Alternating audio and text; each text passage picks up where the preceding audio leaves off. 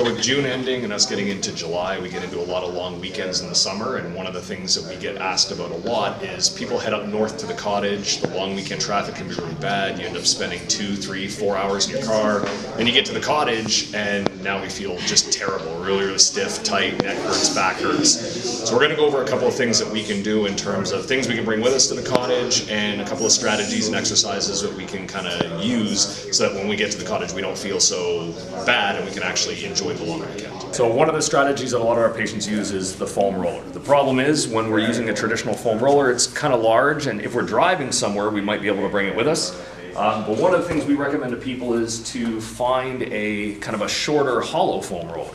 So whether I've got a piece of luggage or a bag, I can actually throw like gym clothes into the hollow part of the roller, and this will actually fit really well into a suitcase or into a travel bag, so I can get wherever I'm going to go and still have our roller. So we all know how to be using the foam roller, especially rolling out our upper back, glutes, front of the thighs and the hips after being in the car for 2 or 3 hours can make a big difference. If we don't have something like this, getting either a softball or a therapy ball that I can use especially for sitting in the car for long periods of time, my hamstrings are going to get really tight, so even just smashing the back of my thighs back and forth just to get a little more blood flow into my thighs,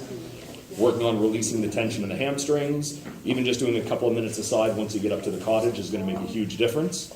Or if I don't have a therapy ball, I can tape a couple of lacrosse balls together, do the same thing for my thighs, or actually work my way all the way up to using it on my upper back. So I can actually get right into my upper back and release all that tension from sitting in the car for a couple of hours.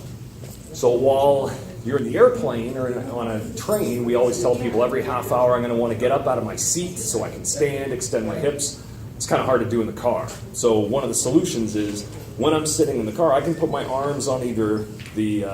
door or the console, and I can actually extend my legs out, squeeze my glutes, and get my body pretty straight, even though I'm sitting in the passenger seat or if the car's at a full stop. Clearly we're not going to do this while we're driving or while the car's in motion if we're in the driver's seat. But I can get my body pretty straight by squeezing my glutes and getting full hip extension. So it's almost as though I'm standing in the car without actually getting completely vertical.